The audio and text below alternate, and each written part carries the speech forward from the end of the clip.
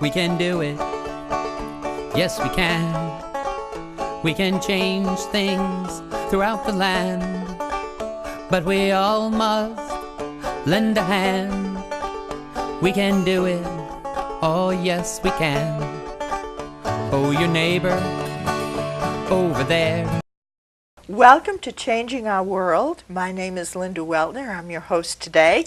And as you can see from my beautiful hat, we are going to be reporting on someone who went to a very exotic country. I don't know if you could guess from this, but Judy Gates spent 27 months in Mongolia, where she was a member of the Peace Corps, and then managed to get herself back there for another 9 months, even though she lived through the coldest winter in 44 years. And if you don't know what cold is, how about 50 below? We're going to be talking today about Judy's experience in Mongolia. Judy, you had a career in marketing. How did you use those skills in Mongolia? Well, I almost would say I drew more on just plain life experience than specifically marketing. I was a business volunteer, and that meant trying to help small businesses in whatever way I could. Marketing, maybe advertising, maybe their accounting, maybe their technology, lots of different things. And teaching them English. All Peace Corps people teach some English. Your husband died in 2005, and you had been a community activist in various ways, and you thought you would like to help. And what made you think of joining the Peace Corps? Well, Peace Corps began when I was in college, some 51 years ago this year. And I had lots of friends who joined, and, you know, at the time it wasn't right for me. But after my husband passed on, as I say, I'd done a lot of things in this community and in the States, and decided maybe I should spread my wings a little. And, of course, the Peace Corps has always been sort of in the back of my mind, and so I went through the application process and was accepted. And how old are you? Are you willing to say? I'm almost 70. It's very common in Mongolia to ask people's age, so even though I haven't kept track of it much here, I now know for sure I'm almost 70. And then they would say, really? Because life expectancy actually is around 65 in Mongolia, so I'm very senior for them. The Peace Corps doesn't have an upper limit, or? No, when I was in the Peace Corps, I understood the oldest person at that time was 86. As long as you can pass the physicals and whatever else, you know, interviews and various things, references, they don't cut you off at any time. And did you think that being your age helped you get closer to the people in Mongolia than if you had been a young student? In some ways. I mean, life, as I say, I actually wish many more people would consider the Peace Corps, because you bring not only your education, but your life experience. Right. And that enables you to deal with many things, whether it's a need for patience or persistence or whatever, or certain skills. It's wonderful to have it. Life experiences that you could relate to. Yeah. You're much more tolerant, I think, of different, you know, levels of experience in others, and much better able to basically see what needs to be done and try to help. Did you ask to go to Mongolia? No. Peace Corps lets you kind of indicate a part of the world you might like to go, and they don't promise you anything. But I just thought, who knows what I might be turning down. So I said, send me where you want to send me, ask me to do what you want me to do. And that's what I did. And they came up with Mongolia, which at first sort of startled me a little bit, and my children, who said, hey, Mom, wait a minute, you know, while they checked it out. But yeah, they were very supportive. But then when they found out that the Peace Corps was sending you to Mongolia. Well, you know, it's known for its severe winters. It's called a continental climate, which means, you know, hot in the summer and very cold in the winter. And of course, it's exactly the other side of the world. They're 12 hours off from us. So after a period of waiting and filling out forms and everything, they sent you for 3 months, was it, to Mongolia, just for training? Well, they send you for the 27 months. But 3 The months first 3 months are are training training. in a little community with some of your fellow Peace Corps people, and you live with a family. You basically learn how to live there, and you study the language intensely and the culture. and the culture. Yeah. And did your family that you lived with speak English? No. So you started learning, and then within a week you probably could say thank you and hello and my name is, right? That's about it, yeah. Yeah. And by the time the 3 months was over, that's still about all I could say, so. But you learn to communicate. I'm sure you know, communication isn't just in words. I've always felt if you can bring a little humor, you know, through gestures even with someone and make them laugh or they make you laugh, that's communication, and that takes you a long way. Then you were assigned a town, a different town from the one you trained in. And you arrived and they gave you a house? Well, it's different in every situation. I was assigned to the local Chamber of Commerce in it's a place called Murin in Hovskol. Murin is like a state capital here. Hovskol is like a state. So it was in north central Mongolia, and that's where I was sent. And what's above north of Mongolia? Russia. All right. Mongolia is between Russia and China. And some people speak of, you know, well, isn't it part of China? There is something called the Inner Mongolia Autonomous Region. That's China. We, where I am, are just Mongolia. Used to be Outer Mongolia. I'm in a country that is parliamentary, you know, has elections, democratic, and has many challenges, but, you know, it's its own country and its own government. And so you were assigned to the Chamber of Commerce, and who was in charge of you? There was a woman who basically, she was the director, and our offices were in the sort of town government offices, and I had a couple co-workers who sort of came and went, so it was... All Mongolian? Oh, yes, all Mongolian, yeah. And how'd you find a house? Wherever you are assigned, one of their responsibilities is to find housing for you. Where I was, half the house belonged to, well, house belonged to her father. Half of it was lived in by the woman's brother and wife, and I had the other half. And how many rooms did you have? I had 3 rooms. I think I really only used one mostly because it's not easy keeping those little houses warm. And how did you keep it warm? I have a wood stove, and was it in the middle of the room? Was it in a corner? Well, it was kind of on one end of the room. So if you were in the other corner, were you cold? Well, it's not a very big room, so but it was definitely chillier at the other end where my bed was. It did heat it sufficiently, so well, you were comfortable. Yeah, you know, I didn't have to wear. Well, sometimes I wore a hat in the winter, come to think of it, and a scarf, but mostly, you know, I didn't have to wear a heavy coat and so forth. It probably was in the 50s, let's say. What'd you do let's talk about the basics, water? The man in the other half of the house, when I needed water, would go take a sort of a rolling thing with a big milk can on it to the well, bring back water, bring it in my house, and I had a big blue water barrel that he would pour it into. And when I saw it was getting low, I'd tell him I needed water.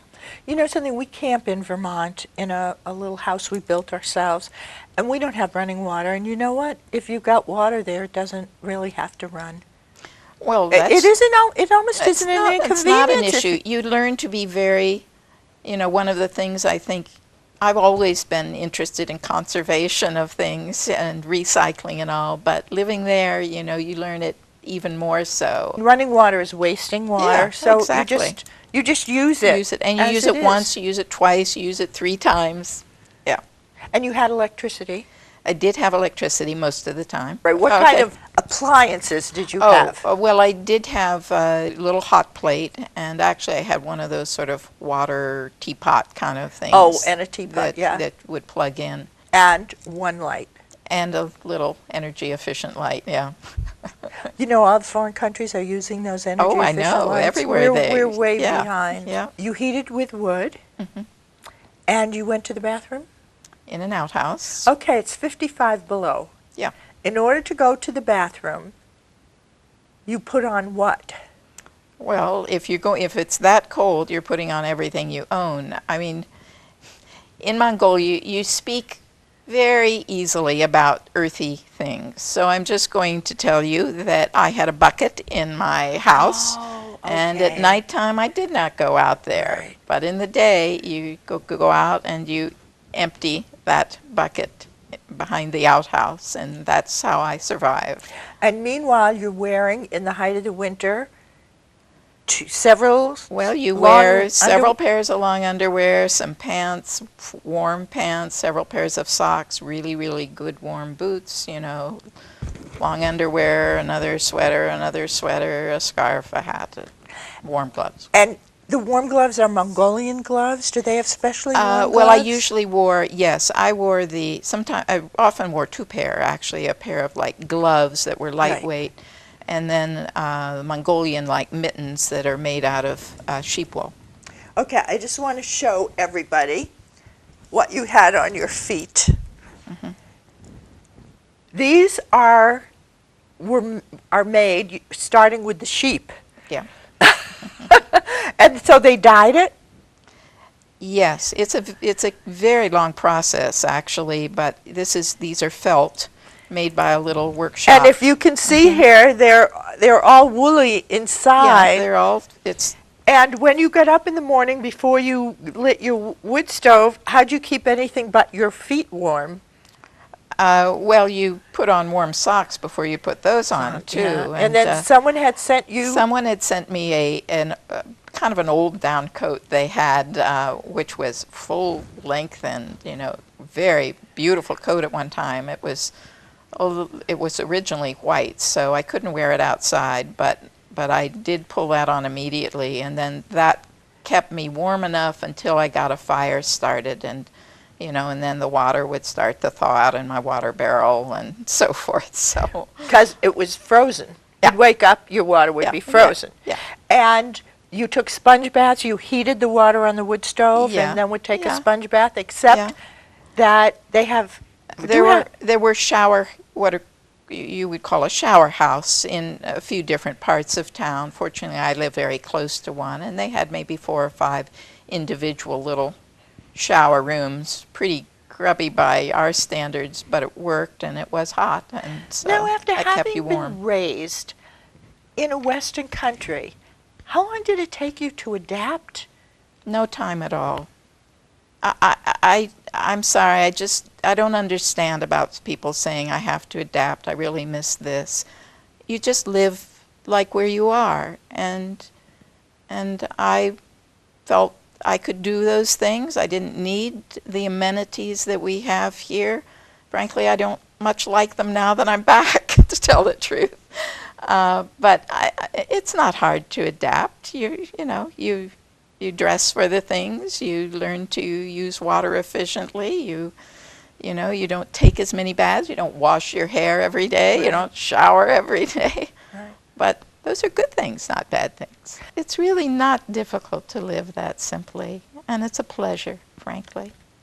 And that was one of the appeals, wasn't it? Yes, the simplicity. Yes, the simplicity, yes. Very And the much so. simplicity of friendship also, I gather. The Mongolians are a very warm, friendly people. They have problems, of course, and I'm sure there's some people who aren't so nice, but everyone I encountered was warm, friendly, generous. We didn't always, communicate as very well in words, although I certainly improved over the time that I was there. They're very welcoming. One of the interesting things is that you can go up to anybody's home, walk right in, no knocking on the door, and they'll invite you to have, there's always what they call tsutetse, hot milk tea available. They keep in big thermoses and a little something to eat. So there's kind of an ease of interpersonal relationships.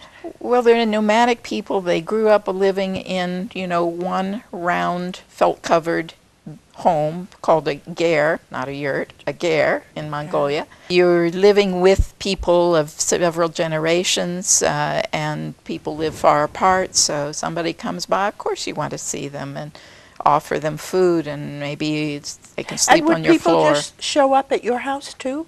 Sometimes. And you mentioned also that there's not this age categorizing that we have in this country, that you could be friends with everyone from the littlest kid to the adult in the family. Right. Of course, little children, you know, they like everybody, and adults, no problem with that. But what was really lovely for me to see is that any age, you know, teenage boys who wouldn't give me the time of day here probably, were perfectly friendly and interested and maybe practice their English, or you do something together with them, and the girls too. There's a great respect for their elders, but there isn't sort of, I don't want to talk to you, you know, kind of thing. It's very embracing, and I have to say, I'm so sorry it's not like that here. I mean, I'm sure you can find examples of it, but in general, it didn't matter. It didn't have to be somebody I knew. It was anybody. And they all speak when you go by. Hi. Hi. They like to practice their English, such as it is. Yeah, here in this country, it's kind of one-on-one. If you know a family with teenagers, they'll talk to you. But it sounds like it's just much simpler. And then much more open and tolerant. What was their attitude toward the fact that you were an American? Oh, they do like Western. They like Americans there. There isn't, for the most part, there is from time to time some things come up where they don't, there will be some reactions against foreigners, or they're not very fond of the Chinese, frankly, and sometimes there will be, you know, young guys, you know, maybe giving them a hard time, and it sort of goes up and down in that regard. I was in a community where I never felt threatened. I actually think being an older woman in a community like this is safer than anything else, because, you know, nobody's testing a young guy and nobody's kind of hitting on a young woman, you know, or, I mean, you're not threatening. I'm not a threat to them, and they also respect my age. So I always felt very well cared for and very appreciated. And what religion are Mongolians? Traditionally, they have been, well, originally shamanism was the prevalent religion, if you want to call that, or belief system. Buddhism came in, and today probably most people would call themselves Buddhists. I've seen various breakdowns. Sometimes it says like 90% are Buddhists. Sometimes it says 50% and 40% are nothing. But there's certainly, I would say it's more like the 90%, except they don't practice it terribly. A few Christians, a few Muslims, and that's it. So there you are in the Chamber of Commerce, which is sort of like one of the big central focus points of all the business life, right? No. No? It was like a little office off to the side that nobody paid attention to? No, well, a little in between. We probably had in our community about 140 or 50 members, and actually this last time I was there, they were celebrating their 10th anniversary of being And did they have like Rotary meetings? They have just recently started a Rotary Club, which is separate from our Chamber of Chamber of Commerce. The Chamber, you know, in some places in Mongolia, plays a very active role in providing training and so forth. Ours, the head of it, she didn't speak too much English, and frankly, I don't think she really knew too much how to do things. We had some business exhibitions where people would, you know, members would show their wares, or people come from other communities and bring products. You know, that was probably the biggest activity. We always had a huge, what's called Shinjil party, which means New Year's party, at our sort of New Year's, and that was a big thing for the chamber. Everybody got dressed up. They had the two big holidays, or Tsagansar, which is the Lunar New Year, and the summer holiday. What mark did you leave? What kinds of things did you do for the business community? Primarily, I think the things you come away with is, and many Peace Corps people and I've talked about, is building relationships with people. Probably, I think the best thing probably was trying to help local artisans sell their products both during the summer kind of so-called tourist season in a special spot. And you had to find them and create this Yeah, group, yeah. right? Then I am hopeful that I will be able to build a little export business Yes. here. And there is this beautiful sweater out of yak cashmere. Isn't this, the color is scrumptious. It's kind of coffee, cocoa, mocha with a tan, and in a beautiful style. And you're thinking of importing some of these? Yes, there is a couple who have a small business in the town where I was. They employ right now about 8 or 10 people, and it's a sister and her brother. He buys the cashmere directly from the yak herders, and they have it made Here's into yarn. A beautiful scarf. And she designs the sweaters, many, many, many different styles, but she's very talented. And they're if you beautiful. could sell these, then that would create more work, right? Definitely, that's my goal, is that it would help them build their business.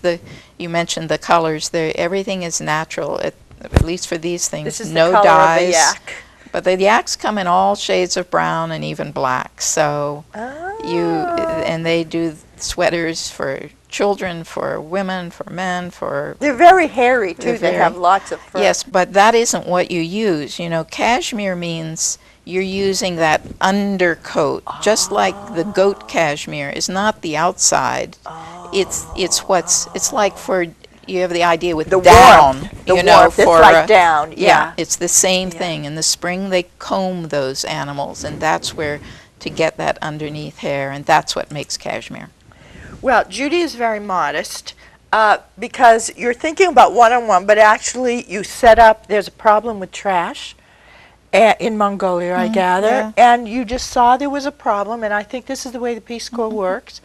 And you organize trash barrels? I want to just correct one thing. When you see things maybe that need doing, you're trying not to initiate yourself, but to work with people there, because they also recognize it, but sometimes they don't get their act together. So you try and encourage and help, and that was true with this issue with the trash. That I found someone in the government who was interested, and we worked together so that we could make it happen. Yeah. And you're always trying to do that. It's like any international development. You're trying to build capabilities. Americans are good at let's get active, and then the secret is to enlist. To work together to build. Because you'll be leaving. Yeah, right, so that it can continue by itself. And, sometimes it's frustrating, but you learn a lot of good things while you're there. You learn patience. You learn, in Mongolia, Americans, for example, are so time conscious. When you're in business, like you got an 8 o'clock meeting, you got a 10 o'clock, you got a lunch meeting, etc. Something going on in the evening. There, I remember one of my Mongolian friends, in fact, a couple of them, saying, in Mongolia, there are only 2 times, morning and afternoon. So meetings rarely start on time, or not at all. But you just keep going. You wanted to go back, and so you worked out a plan whereby you went back for another 9 months, and you wouldn't mind going back more, right? No, I doubt if Peace Corps will send me again. Possibly they would if I came up with something good enough, but I will definitely go back. I have many good friends there. Some I keep in touch with now by email and even Skype, and I have some business partners there working on the exporting. And some good friends. Many good friends of all ages. All Peace Corps volunteers have a little reluctance to return to the high pressure, scheduled, material filled life after they've felt this more relaxed way of fitting in the world. I think. Do you think that accurately? I think that's generally true. Yes, it's a simpler life and one that feels very soul congenial, right? Well, it's a natural way to live. The way we live in America is not natural, I don't think. On the whole, the high pressure, people talk here about stress all the time. Right. Stress doesn't need to be a part of your life. Yes, I always have more than many things I'd like to do, but living in another country, I think, and accepting it, not stressing about it, is very healthy, I think. And I'd love to see older people, particularly with a lot more life experience, sign up and go.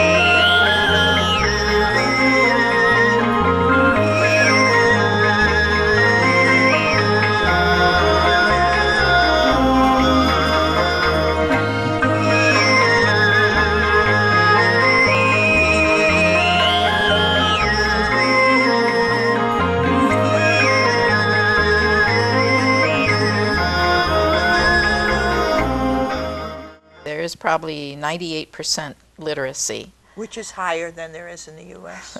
Everybody can read and everybody can vote. Yes, this year, 2012, is a major election for them too. When I was first there, summer of 2008, that was a major election. And it was such fun to see, because anytime there is an election, it's high voter turnout and everyone gets dressed up to go and vote. Judy went, and during this winter, it was so cold that the Mongolian people lost 1/4 of their cattle, right, who froze to death. They're animals. They're animals, Yeah. sheep and Goats. yaks and goats. Yeah. But Judy returned with her slippers, which she wears all the time now. Yes. And seems like you're in a good place. Yes. I've told my friends when I left, I said, I have 2 countries. I have America and I have Mongolia. I even have a Mongolian name. It's Jargalma. It means happy mother. Well, goodbye, Jargalma. We'll see you soon. 'Cause an idea, whose time has come, cannot be stopped by anyone. Plant your seeds in fertile ground. There ain't nothing gonna keep it down. Oh, we can do it. Yes, we can. We can change